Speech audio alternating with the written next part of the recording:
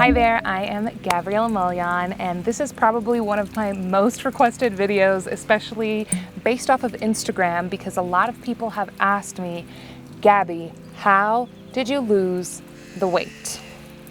Now, I've lost about 45 pounds, and I lost it pretty gradually, and I think this is the first time that I've actually lost weight and kept it off for an entire year. And the short answer to that is I believe I've been able to lose weight sustainably and keep it off because I now treat my body like a woman. If you know anything about cycle syncing, that is definitely something that I practice, and I even teach my clients and followers, both at the Gabriela Milian, but mainly at my other profile, the Life Pivot. That would be the short answer, but my weight loss journey kind of started probably around the end of 2020. As we all know, 2020 was quite a year with the pandemic, and I was still a TV reporter living in Los Angeles, and I was so stressed at the time, not just because being a TV reporter is a very stressful job and you can't really have a set routine when you're a TV reporter for a news station, because I'd get called at 2:30 in the morning to cover a wildfire. Maybe one day my schedule would be kind of 9 to 5, another day it would be 2 to 11, another day it would be overnight. So when you're a TV reporter, it's really hard to keep up with a routine, to stay healthy with that schedule. But I also think I was just really stressed at that time because it was the beginning of the pandemic and I was away from home. I'm originally from right outside of New York City, and now I live in New Jersey with my husband outside of New York City. But I was super duper stressed and decided to finish my TV contract and move back to the East Coast. So when I moved back to the East Coast, I decided, you know what, this is the first time I am living with my significant other. We were still boyfriend and girlfriend at that time. This is my first time going back home. I had already started my media production company, but I wanted to take a little bit of a break and just kind of settle in. And I decided, okay, Gabby, I'm gonna take 2 months off from work to just settle into my new place, to settle into a routine, to not really look for clients, to just relax and enjoy the holidays, because I moved back to the East Coast at around Thanksgiving time.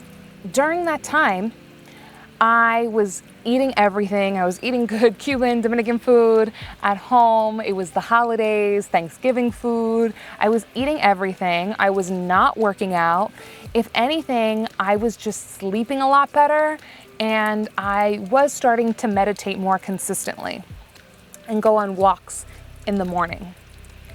And all of a sudden, I decided to weigh myself right after the New Year's. You know, you're kind of thinking of New Year's resolutions.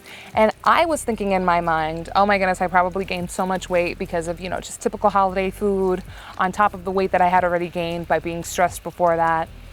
And I look at the scale and it said that I had lost 15 pounds. I was like, no, the scale must be broken. And then I decided to walk to a gym right down the street and start a gym membership, because I figured I needed to start a gym membership anyways at that time. But I mainly started it that day because I wanted to use their scale.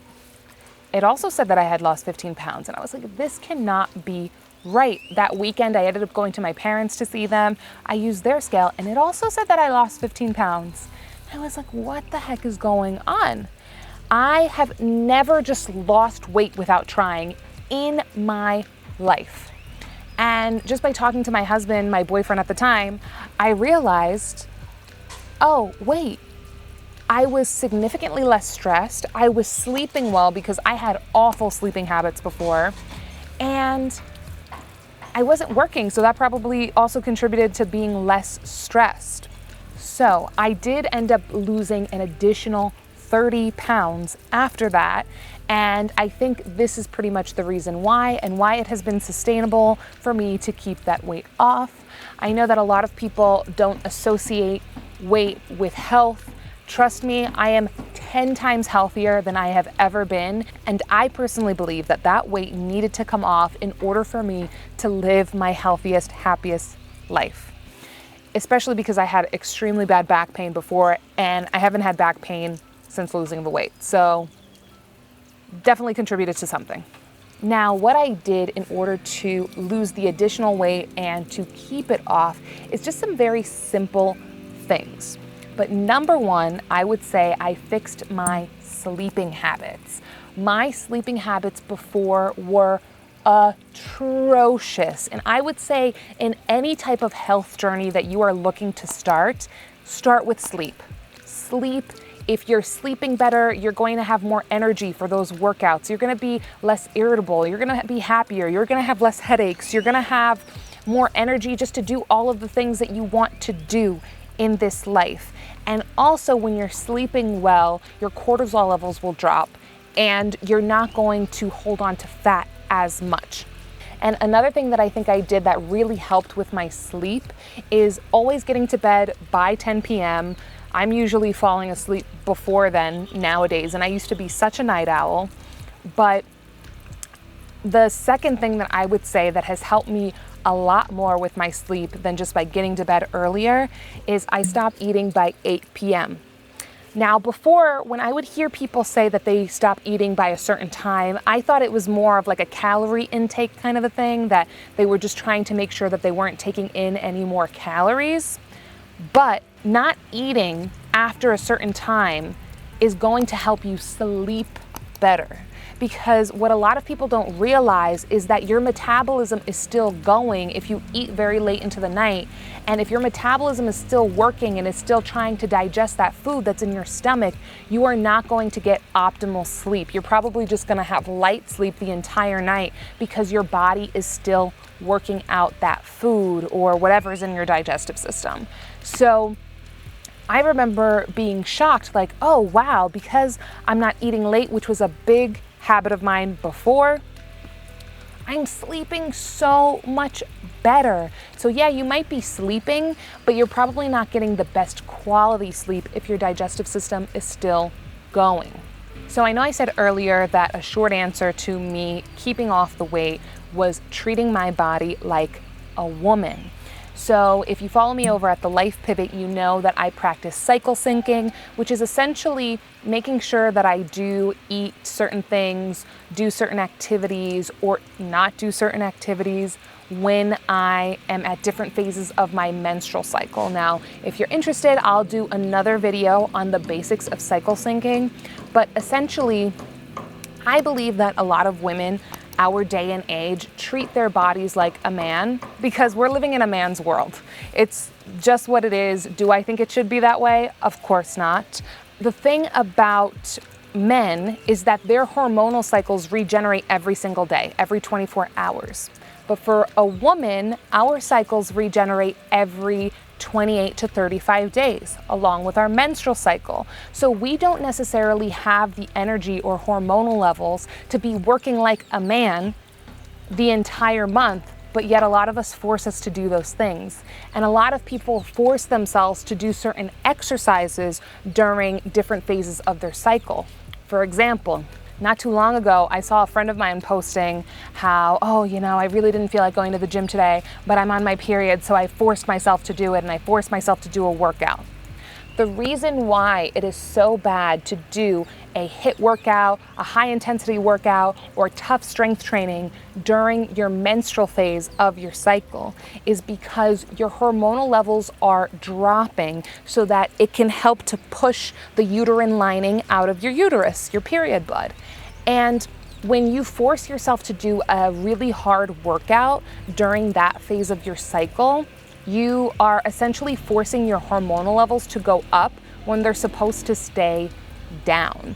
So what ends up happening is because you're forcing your hormonal levels to go back up, you're actually doing more damage than help by doing a hard workout or a high intensity workout during your period. So during my period, if I can help it, I don't work. I don't go on production shoots. I don't do any high intensity workouts. I might do light stretching, a very light walk. Like usually I do about a 1.5 hour walk in the morning. I only do a 15-minute walk around the block on my menstrual phase.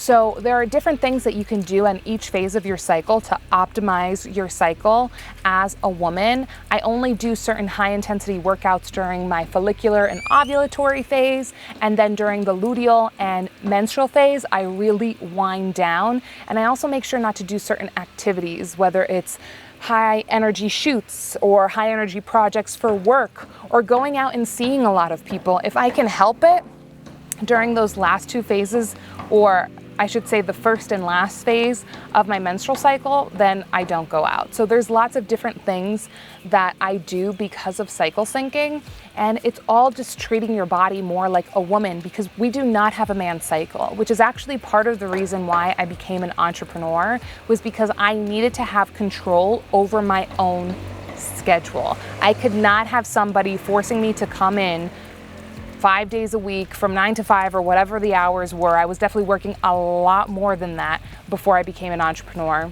And the reason why was because I wanted to be able to control my schedule to align with my cycle. So when I really started learning about cycle syncing, I realized the only way it's healthy for a woman to work is if she only works 2 days a week. She works maybe 4 to 5 hours the most those 2 days, and she doesn't work at all during her menstrual cycle. What employer in their right mind this day and age is going to hire someone who's only going to work 6 days a month? So I was like, I'm gonna have to become an entrepreneur. I can't go back to working full-time as a TV reporter anymore, because that schedule was forcing me into a man's cycle. And I'm sure a lot of your schedules out there are forcing you to work a man's cycle. So if you're interested in me talking more about cycle syncing and the basics of cycle syncing, let me know in the comments below. I do full workshops on the cycles of the womb, where I talk about the best foods you should eat during each phase of your cycle, the best exercises you should do, the best activities you should do even for your mind, the best times to socialize, the best times to look more inward and meditate, the best times to connect to the Creator if you're a more spiritual person. So if you're interested in that, then feel free to reach out to me and I can tell you when my next workshop is. Or if there's enough people that reach out to me, maybe we can make a workshop kind of with a group of you. Let me know. If you get the group together, I am more than happy to do the workshop.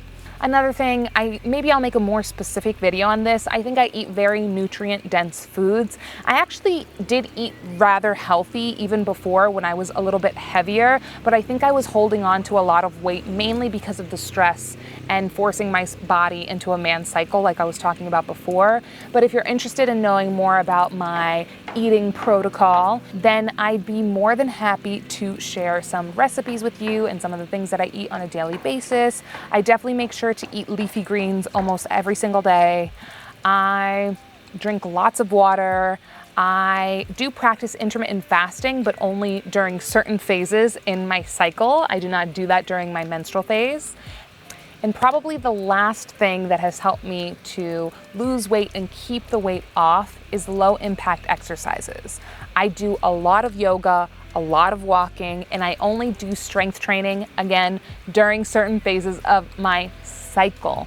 So I think a lot of women in particular, they see people doing all of this CrossFit and heavy lifting and high intensity workouts and burpees all the time. And they think that in order to lose weight and to keep the weight off, that they need to be doing things like that all the time. And if anything, as a woman, that is probably more detrimental to your weight loss and your fat loss journey than it is helpful. Because what ends up happening when you push yourself to do these high intensity workouts during certain phases of your cycle, your hormonal levels are purposely dropping so that it can function and get ready for either the egg that is going to be released or for your menstrual phase that is coming up.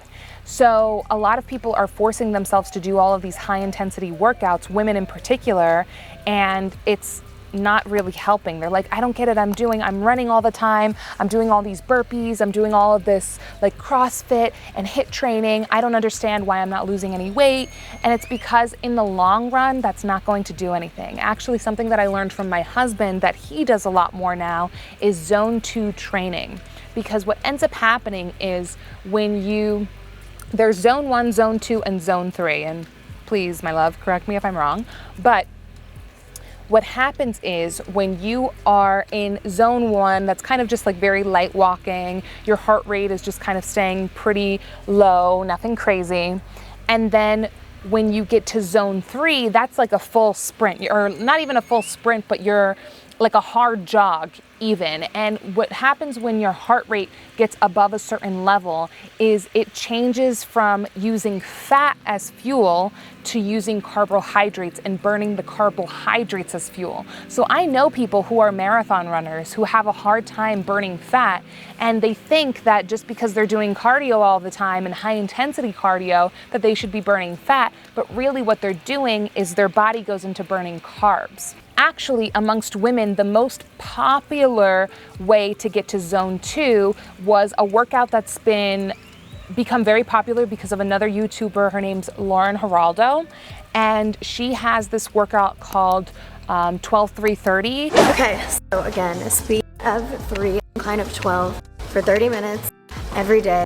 And that's that on. Now, a lot of people have gotten really good results and fat burning results from that because they've gotten to zone 2. But depending on how tall or short you are, and depending on where your heart rate is, that interval or that specific workout might be too high of an intensity, or it might even be too low of an intensity for you to burn fat. But that's a really easy way for someone to kind of start with zone 2 training. But there's a specific heart rate formula that you can get. Again, I'll have to ask my husband about it because I cannot remember. And that will be your personal zone 2 area for you to burn the most fat. So I hope that this was very helpful. Please let me know if you have any questions. I'm still trying to better my health journey and be more consistent with doing more strength training, but little by little, I'm very consistent with yoga. I'm very consistent with walking every morning, and I've become more consistent with Pilates, but I really only do that a couple of times a month. So I want to be better with strength training. I want to be doing more Pilates, but I also want to make sure that it aligns with my cycle. So if you want more videos on that, please let me know. Make sure to subscribe and turn on the notification bell if you want to see more personal development videos like this. And I hope to see you again very soon.